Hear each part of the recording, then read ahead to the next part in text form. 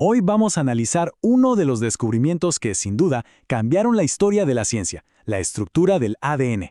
Vamos a ver cómo se logró descifrar la forma de la molécula que guarda las instrucciones para toda la vida. Pensemos en esto por un momento.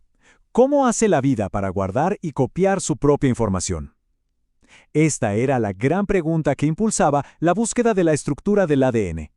Y claro, resolverla no solo era descubrir un secreto de la naturaleza, sino que abriría las puertas a una era completamente nueva en la biología. Bien, para ubicarnos, estamos a principios de la década de los 50. La comunidad científica ya sabía que el ADN era el que llevaba la información genética. El tema es que nadie sabía qué forma tenía. Su arquitectura tridimensional era un misterio absoluto. Y resolver este rompecabezas era crucial. Es que sin un modelo físico, sin saber cómo se veía la molécula, era imposible entender cómo funcionaban los genes a nivel molecular, cómo se heredaban, cómo mutaban, todas las respuestas dependían de conocer su estructura. Ahora, la solución a este problema no apareció de la nada, Se fue construyendo poco a poco, a partir de evidencia experimental. Pistas que, aunque no eran directas, fueron la base para proponer un modelo preciso. Esto que vemos aquí es un patrón de difracción de rayos X. No es una foto de la molécula, para nada. Pensemos en ello más bien como su sombra a nivel atómico. Esa forma de X en el centro es una pista clave. Sugiere, fuertemente, una estructura en forma de hélice. Y esas manchas oscuras nos dan información sobre sus dimensiones y sus repeticiones. Entonces, cualquier modelo correcto tenía que cumplir sí o sí dos condiciones. La primera, la pista física. Tenía que ser una hélice y con unas dimensiones muy específicas. Y la segunda, la pista química. Debía explicar por qué las cantidades de las bases siempre seguían esa regla tan particular. Y con estas pistas sobre la mesa, se propuso una solución. Una solución de una elegancia y una simplicidad realmente sorprendentes. El ahora famosísimo modelo de la doble hélice. Y aquí lo tenemos. Este es el diagrama del artículo original de 1953.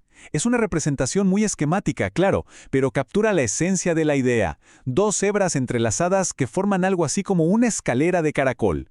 Este simple dibujo, cambió la biología para siempre. A ver, lo primero que propone el modelo es su característica más fundamental. No es una sola cadena, son dos. Dos hebras que se enrollan una alrededor de la otra, creando esa forma tan icónica de doble hélice. ¿Y de qué están hechas estas cadenas? La parte de afuera, lo que serían los pasamanos de la escalera, está formada por una secuencia que alterna azúcares y fosfatos. Esto crea un esqueleto muy fuerte, muy estable, que le da integridad a toda la molécula. Mientras que en el interior, ahí está lo importante, ahí está el código. Las bases nitrogenadas, las famosas A, T, C y G, se proyectan hacia el centro formando los peldaños de la escalera. Es justo aquí donde se almacena la información. Ahora vamos a ver cómo los detalles de esta arquitectura explican su increíble estabilidad y su función. Porque no es solo una forma bonita, Cada aspecto de su geometría tiene una consecuencia biológica directa. La geometría de la hélice exige que su ancho sea siempre el mismo, uniforme. Y para que eso suceda, cada peldaño debe tener el mismo tamaño. Resulta que las bases se dividen en dos tipos, las purinas, que son más grandes, y las pirimidinas, que son más pequeñas. La única forma de mantener el diámetro constante es emparejar siempre una grande con una pequeña. Pero esta restricción de tamaño nos lleva a algo todavía más específico. No es que cualquier purina se junte con cualquier pirimidina, no.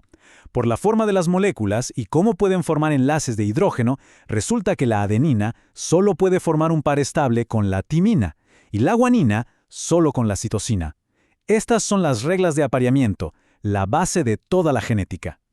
Y es aquí donde el modelo se vuelve verdaderamente poderoso, porque su propia estructura no solo explica cómo se guarda la información, sino que además sugiere, de una forma casi obvia, cómo se puede replicar. El concepto clave es este, complementariedad.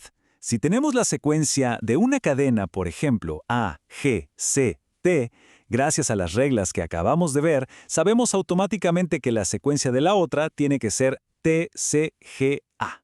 Las dos cadenas son complementarias. Cada una contiene la información para construir a su compañera. Esta es probablemente una de las frases más famosas y a la vez más sutiles en la historia de la ciencia. Con esta simple oración, los autores del artículo señalaron que no solo habían resuelto el problema de la estructura, sino también el de la herencia. Si las dos cadenas se separan, cada una puede servir como molde para crear una nueva cadena idéntica. La conclusión de todo esto es realmente profunda. La doble hélice del ADN es el ejemplo perfecto de uno de los principios más fundamentales de toda la biología. Antes de este modelo, el gen era un concepto abstracto.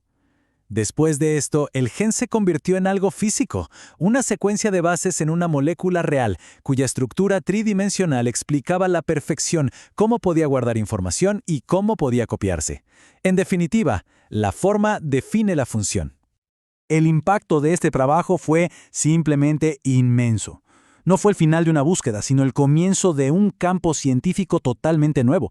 A partir de este modelo fue posible empezar a leer, manipular y comprender el código de la vida a nivel molecular. Esto sin duda sentó las bases de la biología moderna.